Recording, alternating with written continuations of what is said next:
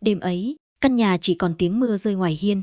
Sau nhiều tháng sống dưới cùng một mái nhà, cùng sẻ chia những bữa cơm, những lúc khó khăn và những khoảng lặng của cuộc đời, Lan và Nam cuối cùng cũng không thể tiếp tục giả vờ rằng giữa họ chỉ còn là sự quan tâm đơn thuần. Trong một khoảnh khắc yếu lòng, cả hai đã bước qua ranh giới mà chính mình từng thề sẽ không bao giờ vượt qua. Ánh đèn lấp lóe trong căn phòng, và bóng của hai người cũng chao đảo như những nhịp sóng nhấp nhô lên xuống, như những cơn sóng đang khát khao ngoài khơi chỡ được chứng tỏ bản thân mình của chàng thanh niên và người phụ nữ cô đơn. Xin chào quý khán giả, mời quý vị cùng lắng nghe câu chuyện cực kỳ hấp dẫn. Hãy cùng lắng nghe từ những phút đầu tiên, bởi càng về cuối, bạn sẽ càng hiểu rằng trên đời này có những mối duyên không thể gọi tên, có những tình cảm không thể giữ lại, và có những lời tạm biệt lại chính là điều đẹp đẽ nhất mà con người có thể dành cho nhau. Có người từng nói, trên đời này, điều đáng sợ nhất không phải là yêu nhầm người, mà là rung động với một người mà ngay từ đầu, bạn biết mình không nên rung động. Bởi có những cuộc gặp gỡ tưởng chỉ là sự giúp đỡ giữa người thân, nhưng theo thời gian lại vô tình trở thành thử thách lớn nhất của trái tim. Đây là câu chuyện về một người phụ nữ góa chồng ở tuổi ngoài 40. Chồng mất sớm, bao năm lặng lẽ một mình nuôi con, sống trong căn nhà chỉ còn tiếng quạt quay và những bữa cơm đạm bạc. Cô từng nghĩ phần đời còn lại sẽ chỉ có công việc, con cái và những đêm dài cô đơn. Cho đến một ngày, gia đình ở quê gọi điện nhờ một việc rất đơn giản cho cậu con trai của một người họ hàng xa lên thành phố học nghề và ở nhờ vài tháng. Chỉ một lời đồng ý, cô không hề biết rằng cuộc sống vốn bình lặng của mình sắp bước sang một ngã rẽ đầy cảm xúc. Cậu thanh niên ấy hiền lành, chăm chỉ, lễ phép và luôn cư xử đúng mực. Mỗi sáng cậu đi học, chiều đi làm thêm, tối về phụ sửa chiếc bóng đèn hỏng, nấu bữa cơm, xách bình nước, đưa con cô đi học. Những việc tưởng chừng rất nhỏ ấy lại lấp đầy khoảng trống mà nhiều năm nay không ai có thể thay thế. Còn người phụ nữ ấy, sau lớp vỏ cứng cỏi của một người mẹ đơn thân, vẫn chỉ là một trái tim đã chịu quá nhiều mất mát và khao khát được ai đó quan tâm bằng sự chân thành. Nhưng cuộc đời vốn không phải cuốn tiểu thuyết, nơi mọi tình cảm đều có một cái kết đẹp. Khi trái tim bắt đầu rung động, lý trí cũng bắt đầu lên tiếng. Điều gì sẽ xảy ra khi hai con người cô đơn dần tìm thấy sự đồng điệu trong chính mái nhà ấy? Liệu đó chỉ là sự biết ơn, là tình thân, hay là một cảm xúc vượt khỏi giới hạn mà cả hai đều không mong muốn? Và nếu một ngày phải lựa chọn giữa tiếng gọi của trái tim và những giá trị cần gìn giữ, họ sẽ chọn điều gì? Người ta vẫn thường nói, có những cánh cửa tưởng như đã khép lại mãi mãi, nhưng chỉ cần một tiếng gõ rất khẽ cũng đủ khiến trái tim vốn đã nguội lạnh, bỗng rung lên những nhịp đập tưởng chừng đã quên từ rất lâu. Với Lan, người phụ nữ vừa bước qua tuổi 40, cánh cửa ấy đã đóng lại từ ngày chồng cô ra đi sau một cơn bạo bệnh. Kể từ đó, căn nhà nhỏ nằm cuối con hẻm lúc nào cũng chìm trong sự yên tĩnh. Ban ngày còn có tiếng xe cộ, tiếng hàng xóm gọi nhau, tiếng con trai đi học rồi đi làm thêm. Nhưng khi màn đêm buông xuống, tất cả chỉ còn lại tiếng quạt trần quay đều và ánh đèn vàng hắt lên những bức tường đã cũ. Có những đêm Lan ngồi rất lâu ngoài hiên, nhìn dòng người qua lại, rồi lại lặng lẽ bước vào nhà, tự nhủ rằng mình đã quen với cuộc sống như thế. Quen với việc tự tay thay bóng đèn, tự khuân từng bình nước nặng, tự sửa chiếc quạt hỏng, tự đưa con đi bệnh viện khi ốm đau, tự gồng gánh mọi thứ mà không còn một bờ vai để dựa vào. Người ngoài nhìn cô ai cũng khen mạnh mẽ, nhưng chỉ có cô mới hiểu, sự mạnh mẽ ấy đôi khi chỉ là lớp vỏ bọc để che đi nỗi cô đơn kéo dài suốt nhiều năm. Lan chưa bao giờ nghĩ đến chuyện đi thêm bước nữa. Không phải vì cô không còn biết yêu, mà vì cô sợ. Sợ con trai tủi thân, sợ những lời bàn tán của người đời, sợ một lần nữa phải đặt niềm tin nhầm chỗ. Sau khi chồng mất, cũng có vài người mai mối, có người đàn ông góa vợ, có người đã ly hôn, thậm chí có người hơn cô cả chục tuổi. Nhưng lần nào cô cũng khéo léo từ chối. Cô nói mình chỉ muốn bình yên nuôi con khôn lớn. Dần dần, chẳng còn ai nhắc đến chuyện ấy nữa. Cuộc đời cô cứ lặng lẽ trôi qua như một dòng sông không còn sóng. Một buổi chiều cuối tuần, khi Lan đang dọn dẹp cửa hàng nhỏ nơi mình buôn bán thì điện thoại reo. Đầu dây bên kia là bác họ ở quê. Sau vài câu hỏi thăm sức khỏe, bác ngập ngừng nhờ một việc. Con trai bác, tên Nam, vừa học xong phổ thông, được nhận vào một trường dạy nghề trên thành phố. Gia đình khó khăn, tiền học đã chật vật, nếu thuê thêm phòng trọ thì gần như không kham nổi. Bác hỏi liệu Lan có thể cho Nam ở nhờ vài tháng, đến khi cậu kiếm được việc làm thêm rồi sẽ tự lo liệu. Lan im lặng vài giây. Cô nghĩ đến căn phòng nhỏ trên tầng 2, đã bỏ trống từ lâu, nghĩ đến cảnh một cậu thanh niên xa quê lặn lội lên thành phố với hai bàn tay trắng. Cuối cùng, cô mỉm cười nói, cứ để cháu lên đây. Nhà còn chỗ, thêm một người cũng không sao. Chỉ vài ngày sau, Nam xuất hiện trước cổng nhà với một chiếc ba lô cũ bạc màu, một túi quần áo và chiếc vali đã sờn góc. Cậu cao ráo, gương mặt rám nắng vì quen với đồng ruộng, đôi mắt sáng và nụ cười hiền lành. Vừa gặp Lan, Nam đã lễ phép cúi đầu chào rồi nhanh chóng xách hành lý vào nhà mà không để cô phải đụng tay. Cậu đi đến đâu cũng nhẹ nhàng, từ tốn, luôn nói dạ, thưa, cảm ơn. Chỉ trong buổi đầu tiên, Lan đã có thiện cảm. Cô nghĩ, ít ra cậu bé này cũng biết trước biết sau. Buổi cơm tối hôm ấy diễn ra giản dị với bát canh rau, đĩa cá kho và ít cà muối. Nam ăn rất từ tốn, liên tục khen đồ ăn ngon, khiến Lan bật cười. Đã lâu lắm rồi, mâm cơm nhà cô mới có không khí như vậy. Con trai Lan cũng nhanh chóng bắt chuyện với Nam. Hai anh em chỉ chênh nhau vài tuổi nên nói chuyện rất hợp. Tiếng cười vang lên trong căn bếp nhỏ khiến Lan bất giác đứng lặng vài giây. Cô chợt nhận ra, chỉ thêm một người mà căn nhà vốn im lìm bỗng trở nên ấm áp hơn hẳn. Những ngày sau đó, Nam dần hòa nhập với nhịp sống của gia đình. Sáng sớm, cậu dậy trước mọi người, quét sân, tưới mấy chậu hoa trước hiên rồi mới đi học. Chiều tan lớp, thay vì về nghỉ ngơi, Nam xin vào một xưởng cơ khí gần trường làm thêm để có tiền phụ gia đình. Tối đến, cậu lại phụ Lan nấu cơm, rửa bát, sửa chiếc vòi nước bị rò rỉ hay đóng lại cái bàn lề cửa đã lỏng từ lâu. Có lần Lan đang loay hoay bê bình nước mới thì Nam từ ngoài chạy vào, nhẹ nhàng nhận lấy rồi cười, việc nặng để cháu làm. Chỉ một câu nói đơn giản cũng khiến cô khựng lại. Đã rất lâu rồi, không còn ai nói với cô những lời như thế. Điều khiến Lan quý Nam không phải vì cậu làm được nhiều việc, mà vì cậu chưa bao giờ xem những việc ấy là nghĩa vụ. Mỗi lần giúp xong, cậu chỉ cười rồi lặng lẽ đi làm việc khác, không khoe khoang, không kể công. Có hôm Lan đưa thêm tiền ăn sáng, Nam nhất quyết không nhận, bảo rằng mình đã có tiền làm thêm. Có hôm trời mưa lớn, cậu vẫn đội mưa chạy sang đón con trai cô vì sợ cậu bé tan học không có người đưa về. Tất cả những điều nhỏ bé ấy dần dần khiến Lan cảm thấy căn nhà này không còn trống trải như trước. Hàng xóm bắt đầu để ý. Họ thấy mỗi sáng Nam đều chở con trai Lan đi học tiện đường rồi mới đến trường nghề. Chiều tối lại thấy cậu cùng Lan xách đồ ngoài chợ về. Có người chỉ mỉm cười bảo Lan có phúc vì có đứa cháu ngoan. Cũng có vài người tò mò hỏi han, nhưng Lan chỉ cười, giải thích rằng Nam là con của người họ hàng dưới quê lên học nghề. Cô không để tâm đến những lời xì xào, bởi trong suy nghĩ của cô lúc ấy, Nam chỉ là một đứa cháu đang cần giúp đỡ. Đêm xuống, khi mọi người đã ngủ, Lan thường ngồi ngoài hiên uống một tách trà. Cô nhận ra mình không còn thấy thời gian trôi chậm như trước. Căn nhà mỗi ngày đều có thêm tiếng bước chân, tiếng cửa mở, tiếng ai đó hỏi vọng từ dưới bếp, cô ơi, ngày mai mình cần mua gì không? Những âm thanh rất đỗi bình thường ấy lại khiến không gian từng lạnh lẽo trở nên có sức sống. Có lúc cô tự trách mình đã quen với sự cô độc lâu đến mức chỉ một chút ấm áp cũng đủ làm lòng mình dịu lại. Một buổi tối, Nam đi làm thêm về muộn vì tăng ca. Đồng hồ đã gần 10 giờ mà cổng vẫn chưa mở. Lan ngồi xem tivi, nhưng mắt liên tục nhìn ra ngoài. Khi nghe tiếng xe dừng trước cổng, cô mới khẽ thở phào rồi đứng dậy mở cửa. Nam thấy vậy liền áy náy, xin lỗi cô, hôm nay xưởng nhiều việc nên cháu về trễ. Lan chỉ mỉm cười, về là tốt rồi, cô hâm lại cơm cho. Chính khoảnh khắc ấy, cô chợt nhận ra mình đã vô thức chờ đợi tiếng xe của Nam mỗi buổi tối. Cô tự nhủ có lẽ chỉ vì lo cho một đứa cháu sống xa nhà, nhưng sâu trong lòng, một cảm giác rất lạ đã khẽ xuất hiện, mong manh như ngọn gió đầu mùa, đủ nhẹ để chưa ai nhận ra, nhưng cũng đủ khiến cuộc sống vốn bình lặng của người phụ nữ khóa chồng bắt đầu đổi khác từng ngày. Thời gian trôi đi nhanh hơn cả Lan tưởng. Mới ngày nào Nam còn lúng túng kéo chiếc vali cũ bước vào căn nhà nhỏ với ánh mắt ngại ngùng của một cậu thanh niên lần đầu rời quê. Vậy mà chỉ sau vài tháng, mọi thứ đã trở nên quen thuộc đến mức mỗi góc nhà dường như đều có dấu vết của cậu. Chiếc xe máy trước hiên được Nam lau sạch sẽ mỗi cuối tuần. Những chậu hoa héo úa ngày nào giờ xanh tốt vì sáng nào cậu cũng tưới nước. Chiếc bóng đèn ngoài cổng từng chập chờn nay sáng đều mỗi tối. Ngay cả con mèo vốn rất sợ người lạ cũng bắt đầu quanh quẩn dưới chân Nam mỗi khi cậu ngồi trước hiên ăn cơm. Lan nhiều lần nhìn khung cảnh ấy rồi bất giác mỉm cười. Có lẽ điều khiến cô thấy bình yên không phải vì căn nhà được sửa sang gọn gàng hơn, mà vì nơi đây đã có thêm hơi ấm của một người luôn sống chân thành và biết quan tâm đến người khác.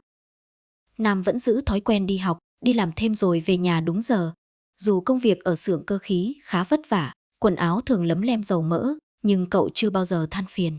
Điều đầu tiên cậu làm khi bước vào nhà luôn là cất chiếc ba lô ngay ngắn, rửa tay thật sạch rồi hỏi Lan có cần giúp việc gì không. Có hôm thấy cô đang lúi húi khiêng bao gạo từ ngoài cổng vào, Nam vội chạy đến. Để cháu làm. Cậu cúi xuống nhấc bao gạo lên vai một cách nhẹ nhàng. Lan định giữ lại vì sợ cậu vừa tan ca đã mệt, nhưng bàn tay cô vừa chạm vào cánh tay Nam thì cả hai đều khựng lại trong một khoảnh khắc rất ngắn.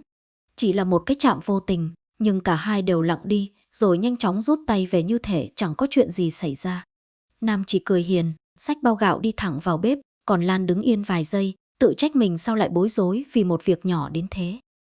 Những bữa cơm tối trở thành khoảng thời gian mà cả hai đều mong đợi. Sau một ngày bận rộn, cả ba người Lan, Nam và con trai Lan lại quây quần bên chiếc bàn gỗ nhỏ. Nam thường kể những câu chuyện vui ở xưởng, những lần bị thầy dạy nghề nhắc vì quá cầu toàn, còn Lan kể chuyện khách hàng ở cửa hàng khiến cả nhà bật cười. Không khí vốn lạnh lẽo nhiều năm nay giờ đã khác hẳn. Có hôm con trai Lan bận học nhóm, chỉ còn hai người ngồi ăn. Ban đầu cả hai đều có chút ngượng ngùng, nhưng rồi câu chuyện cứ nối tiếp câu chuyện. Lan ngạc nhiên khi nhận ra Nam tuy còn trẻ nhưng suy nghĩ chín chắn hơn nhiều người lớn. Cậu luôn lắng nghe trước khi nói, không vội phán xét, cũng không bao giờ ngắt lời người khác. Mỗi lần Lan nhắc đến chồng, Nam chỉ im lặng lắng nghe, ánh mắt đầy sự cảm thông chứ không phải tò mò. Chính sự lặng im ấy lại khiến Lan thấy lòng mình nhẹ đi. Đã rất lâu rồi, cô mới có cảm giác được một người thật sự lắng nghe. Một chiều cuối tuần, trời bất ngờ đổ mưa rất lớn. Lan đang loay hoay kéo tấm bạt che hàng thì gió giật mạnh làm một góc mái bung ra. Cô cố với tay giữ lại nhưng không nổi. Đúng lúc ấy, Nam từ ngoài chạy vào, mặc kệ mưa xối ướt cả người. Cậu trèo lên chiếc ghế gỗ, giữ chặt tấm bạt rồi cột lại từng nút dây. Trong lúc Lan đưa cuộn dây lên cho cậu, bàn chân Nam trượt nhẹ. Theo phản xạ, cô đưa tay giữ lấy cánh tay cậu. Nam cũng lập tức bám vào vai Lan để giữ thăng bằng. Chỉ vài giây ngắn ngủi, rồi cả hai đều đứng vững, nhưng ánh mắt vô tình chạm nhau giữa màn mưa. Không ai nói gì. Nam chỉ cười gượng, may có cô giữ kịp, không thì cháu ngã rồi. Lan khẽ gật đầu, nhưng trái tim cô lại đập nhanh hơn bình thường. Cô tự nhủ đó chỉ là phản xạ của hai người khi giúp nhau, vậy mà cảm giác ấy cứ ở lại trong lòng rất lâu. Từ hôm đó, Lan bắt đầu để ý nhiều hơn đến Nam, không phải bằng ánh mắt của người giúp đỡ một cậu thanh niên xa quê, mà bằng sự quan tâm rất tự nhiên dành cho một người sống cùng mái nhà. Thấy Nam về muộn, cô sẽ giữ phần cơm nóng. Thấy trời trở lạnh, cô lặng lẽ mua thêm cho cậu một chiếc áo khoác rồi nói dối rằng cửa hàng khuyến mãi nên mua dư. Biết Nam thức khuya học bài, cô pha sẵn một ly sữa nóng đặt trước cửa phòng mà không gõ cửa làm phiền. Những việc nhỏ ấy dường như đã trở thành thói quen. Còn Nam cũng âm thầm quan tâm Lan theo cách của riêng mình. Cậu thay dầu chiếc xe máy cho cô mà không nói trước. Cậu lặng lẽ sửa lại cánh cửa phòng ngủ bị kêu cót két vì biết Lan khó ngủ. Có hôm thấy cô xách nhiều túi đồ từ chợ về, cậu vội chạy ra nhận lấy rồi cười. Lần sau cô gọi cháu một tiếng là được, đừng làm một mình. Có những buổi tối mất điện, cả khu phố chìm trong bóng tối. Ba người mang ghế ra ngồi ngoài hiên hóng gió. Khi con trai Lan vào nhà lấy nước, chỉ còn hai người ngồi im lặng. Gió thổi nhẹ nhẹ, mang theo mùi hoa sữa từ đầu ngõ. Nam chợt hỏi, cô có bao giờ thấy mệt không? Lan mỉm cười, có chứ, nhưng quen rồi. Nam nhìn về phía con đường vắng, nói chậm rãi, có lẽ người mạnh mẽ nhất lại là người từng chịu nhiều tổn thương nhất. Câu nói ấy khiến Lan lặng người. Bao năm qua, rất nhiều người khen cô giỏi, khen cô nghị lực, nhưng chưa ai hỏi cô có mệt không. Chỉ một câu hỏi bình dị ấy lại khiến sống mũi cô cay cay. Từ hôm ấy, giữa hai người dường như có thêm một sự thấu hiểu rất khó gọi thành tên. Không phải những lời nói ngọt ngào, cũng chẳng có những cử chỉ vượt quá giới hạn. Chỉ là khi Lan bưng nồi canh nóng, Nam sẽ tự nhiên đón lấy vì sợ cô bỏng tay. Khi Nam làm việc đến khuya, Lan sẽ để sẵn một phần trái cây trên bàn. Có lần cả hai cùng dọn lại giá sách, khi với lên lấy một cuốn sách ở tầng cao, hai bàn tay vô tình chạm vào nhau. Cả hai cùng khựng lại rồi mỉm cười, mỗi người lặng lẽ rút tay về để người kia lấy trước. Khoảnh khắc ấy diễn ra rất nhanh, nhưng đủ để cả hai nhận ra trong lòng mình đã xuất hiện một cảm giác khác với những ngày đầu. Lan nhiều lần tự nhắc bản thân rằng Nam còn rất trẻ, tương lai phía trước còn rộng mở. Điều cậu cần lúc này là học nghề, gây dựng sự nghiệp, chứ không phải vướng bận bởi những cảm xúc khó gọi tên. Còn Nam cũng hiểu Lan đã trải qua quá nhiều mất mát. Điều cô cần nhất là sự bình yên, chứ không phải những xáo trộn. Vì thế, cả hai đều chọn cách giữ mọi cảm xúc ở trong lòng. Họ vẫn gọi nhau bằng những cách xưng hô cũ, vẫn cư xử chừng mực, vẫn giữ khoảng cách cần thiết. Nhưng càng cố xem mọi thứ như bình thường, họ lại càng nhận ra sự hiện diện của người kia đã trở thành một phần trong cuộc sống mỗi ngày. Có những tối Nam tăng ca, căn nhà lại trở nên yên tĩnh lạ thường. Lan ngồi xem tivi nhưng chẳng để ý nội dung. Mỗi khi nghe tiếng xe ngoài cổng, cô lại ngước lên theo phản xạ. Chỉ đến khi thấy Nam bước vào với nụ cười quen thuộc và câu nói cháu về rồi đây, cô mới thấy lòng mình nhẹ nhõm. Còn Nam cũng nhận ra, sau mỗi ngày mệt mỏi, điều khiến cậu mong chờ nhất không phải bữa cơm nóng, mà là ánh đèn vẫn sáng nơi phòng khách và bóng dáng Lan đang ngồi đợi. Không ai trong hai người dám gọi đó là tình yêu. Có lẽ đó chỉ là sự đồng cảm giữa hai con người từng nếm trải những khoảng trống khác nhau trong cuộc đời. Nhưng chính những rung động âm thầm, được giữ gìn bằng sự tôn trọng và chừng mực ấy, lại lặng lẽ lớn lên từng ngày, như mầm cây sau những cơn mưa, báo hiệu rằng một thử thách khó khăn hơn đang chờ họ ở phía trước. Có những cảm xúc, nếu được nói ra từ những ngày đầu, có lẽ sẽ dễ dàng dừng lại. Nhưng cũng có những cảm xúc, càng cố giấu kín, lại càng âm thầm lớn lên trong những điều rất đỗi bình thường của cuộc sống.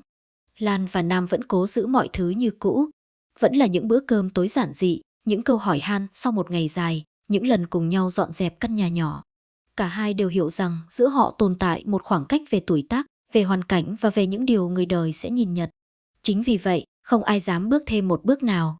Họ nghĩ chỉ cần giữ sự chừng mực thì thời gian sẽ làm mọi cảm xúc lắng xuống. Nhưng cuộc sống vốn không đơn giản như những gì con người mong muốn. Những lời bàn tán bắt đầu xuất hiện từ lúc nào chẳng ai biết.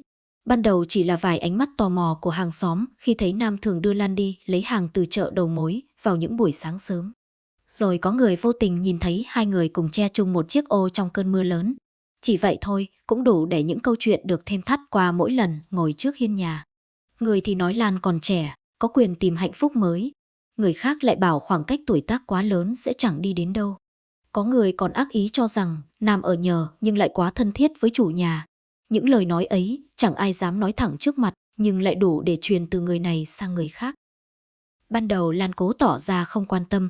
Cô tự nhủ mình sống ngay thẳng thì chẳng cần sợ điều tiếng. Nhưng mỗi lần bước ra chợ, thấy vài người bỗng im lặng khi mình đến gần, trong lòng cô lại nặng trĩu. Cô không sợ người ta nghĩ xấu về mình, điều cô sợ là con trai sẽ bị ảnh hưởng.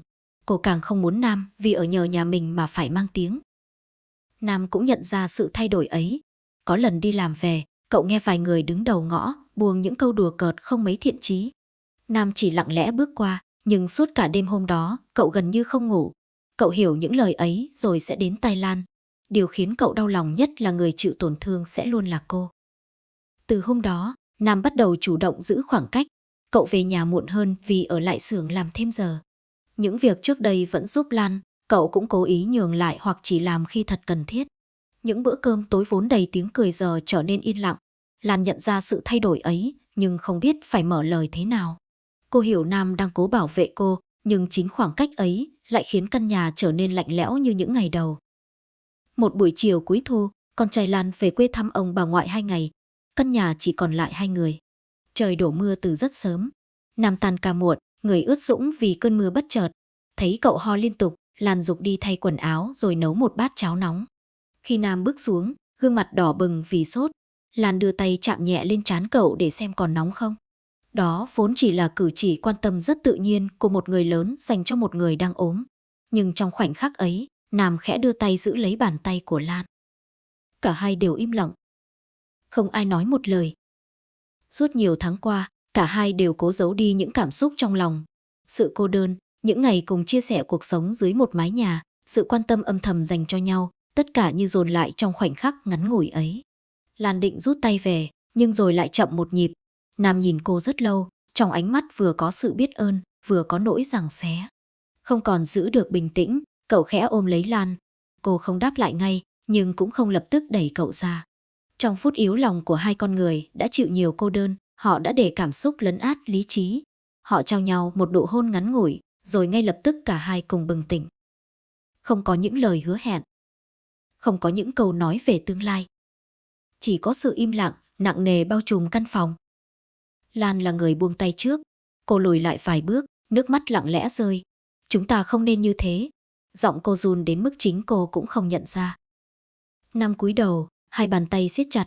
Cháu xin lỗi, cháu đã để cảm xúc của mình vượt quá giới hạn. Lan lắc đầu. Không phải chỉ mình cháu có lỗi. Cả đêm hôm đó, hai người gần như không ngủ. Mỗi người ở trong căn phòng của mình, đối diện với những suy nghĩ nặng nề. Lan tự trách bản thân. Bao năm qua cô luôn sống chừng mực, vậy mà chỉ vì một phút yếu lòng lại để mọi chuyện đi xa đến vậy.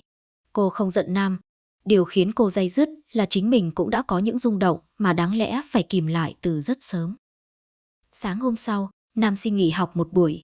Cậu ngồi rất lâu ngoài hiên rồi nói bằng giọng dứt khoát, cháu sẽ chuyển ra ngoài ở. Lan ngẩng lên nhìn cậu. Cô biết khoảnh khắc này sớm muộn cũng sẽ đến, nhưng khi nghe chính miệng Nam nói ra, tim cô vẫn nhói lên. Không phải vì cháu hết biết ơn cô, càng không phải vì những lời người ta nói. Cháu chỉ sợ nếu tiếp tục ở đây, một ngày nào đó cháu sẽ lại khiến cô phải khó xử. Cháu không muốn người mà cháu kính trọng nhất phải sống trong điều tiếng. Lan lặng người, cô hiểu Nam nói đúng.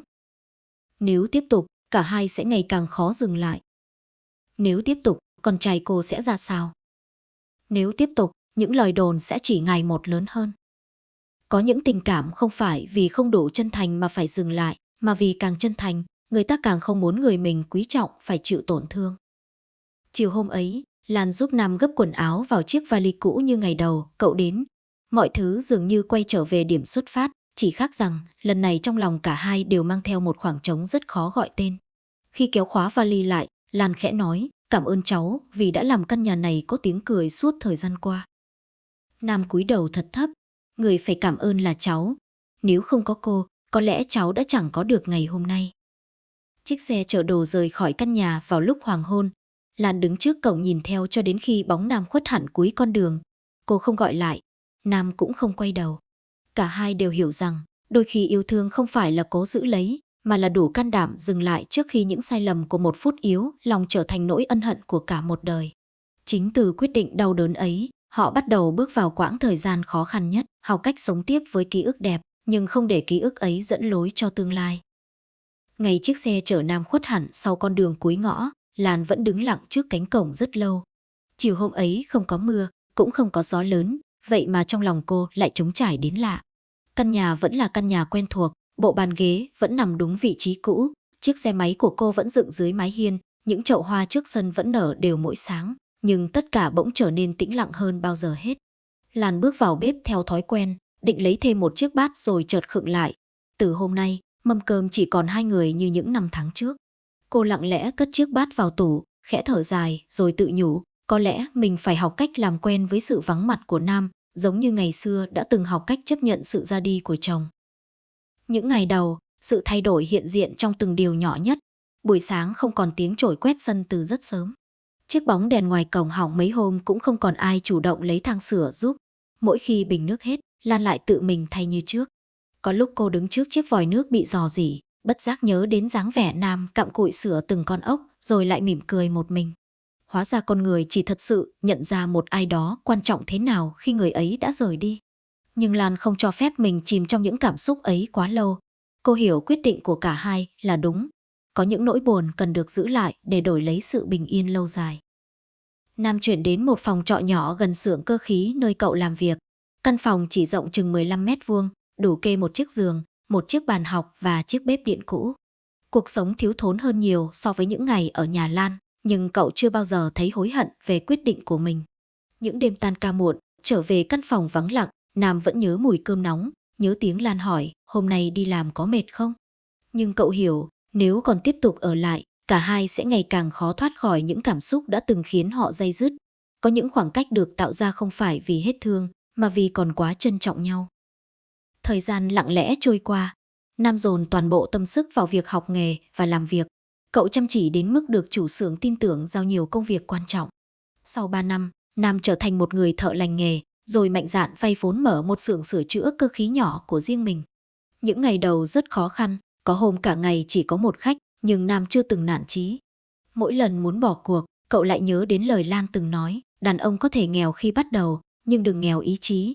Chính câu nói ấy đã giúp cậu đứng vững qua biết bao lần thất bại. Về phía Lan, con trai cô cũng trưởng thành từng ngày. Cậu thi đỗ đại học, rồi sau khi tốt nghiệp đã tìm được một công việc ổn định. Ngày nhìn con khoác trên mình bộ quần áo công sở đầu tiên, Lan lặng lẽ quay đi lau nước mắt. Bao năm vất vả cuối cùng cũng được đền đáp. Lần đầu tiên sau rất nhiều năm, cô cảm thấy mình có thể sống chậm lại một chút. Cô dành thời gian chăm sóc khu vườn nhỏ trước nhà, tham gia các hoạt động thiện nguyện trong khu phố và mở rộng cửa hàng. Cuộc sống không còn quá nhiều áp lực như trước, nhưng trong một góc rất sâu của trái tim, vẫn có một khoảng ký ức mà cô chưa bao giờ muốn xóa bỏ. Lan và Nam không còn gặp nhau thường xuyên.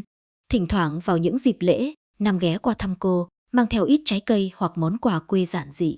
Cuộc trò chuyện giữa hai người luôn nhẹ nhàng và chừng mực. Họ hỏi thăm công việc, sức khỏe, cuộc sống của nhau, rồi lại ai về cuộc sống của người ấy. Không còn những phút giây bối rối, cũng không còn những ánh mắt cố né tránh như trước.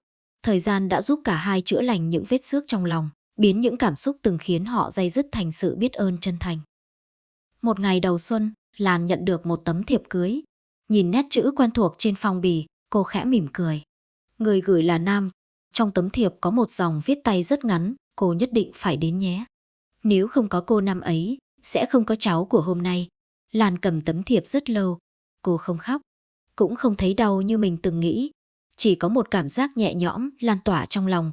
Cô biết Nam đã tìm được hạnh phúc của riêng mình và điều đó khiến cô thật lòng vui. Ngày cưới, Lan mặc một bộ áo dài màu xanh nhạt, giản dị nhưng trang nhã. Khi bước vào lễ đường, Nam nhìn thấy cô từ xa liền mỉm cười bước đến. Cậu cúi đầu thật sâu như ngày đầu tiên đến ở nhờ nhà cô rồi nói, cô vẫn khỏe chứ? Lan gật đầu, ánh mắt dịu dàng như một người thân trong gia đình. Cô nhìn cô dâu trẻ đang rạng rỡ bên cạnh Nam rồi chân thành nói, hai con hãy sống thật hạnh phúc. Đừng bao giờ quên trân trọng những gì mình đang có. Nam khẽ gật đầu. Trong ánh mắt cậu lúc ấy không còn sự giằng xé của năm xưa, mà là sự bình yên của một người đã học được cách đặt mọi cảm xúc vào đúng vị trí. Sau lễ cưới, khi khách khứa đã thưa dần, Nam tiễn Lan ra cổng. Cậu chậm rãi nói, có một điều cháu luôn muốn nói. Cảm ơn cô vì năm ấy đã không giữ cháu lại. Lan nhìn cậu, hơi ngạc nhiên. Nam tiếp lời, nếu ngày ấy chúng ta chỉ làm theo cảm xúc của mình, có lẽ hôm nay cả hai đều sẽ mang trong lòng rất nhiều ân hận. Chính quyết định khó khăn nhất lại là điều đúng đắn nhất. Lan mỉm cười, đôi mắt ánh lên sự bình thản. Đôi khi cuộc đời không cho chúng ta điều mình muốn, mà cho chúng ta điều mình cần. Điều cô thấy hạnh phúc nhất hôm nay là được nhìn thấy cháu trưởng thành, có công việc ổn định và có một gia đình để yêu thương. Nam khẽ cúi đầu. Trong lòng cháu, cô luôn là một người rất đặc biệt. Lan nhẹ nhàng đáp, và cháu cũng sẽ luôn là một phần ký ức đẹp của cô. Hai người nhìn nhau mỉm cười. Không còn tiếc nuối, không còn những câu hỏi giá như, chỉ còn lại sự biết ơn dành cho quãng thời gian đã cùng nhau đi qua.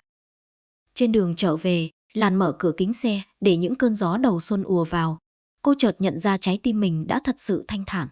Con người ta không thể chọn được ai sẽ bước vào cuộc đời mình, nhưng có thể chọn cách đối diện với những cảm xúc của chính mình. Có những người đến không phải để cùng ta đi hết chặng đường, mà để giúp ta vượt qua một giai đoạn cô đơn nhất của cuộc đời. Khi sứ mệnh ấy hoàn thành, họ lặng lẽ rời đi, để lại những bài học quý giá về lòng tử tế, sự cảm thông và cách yêu thương bằng trách nhiệm. Nhiều năm sau nữa, mỗi khi ngồi trước hiên nhà nhìn nắng chiều phủ kín khu vườn nhỏ, Lan vẫn đôi lúc nhớ đến khoảng thời gian Nam từng sống dưới mái nhà này. Nhưng ký ức ấy không còn khiến cô đau lòng. Nó giống như một cuốn sách đã khép lại, mỗi lần mở ra chỉ còn lại cảm giác ấm áp và biết ơn. Cô hiểu rằng, trong đời người, không phải mọi cuộc gặp gỡ đều phải có một cái kết trở thành vợ chồng hay sống bên nhau trọn đời. Có những người chỉ nên giữ trong ký ức, bởi chính khi ở lại trong ký ức, họ mới mãi đẹp như những ngày đầu ta từng gặp.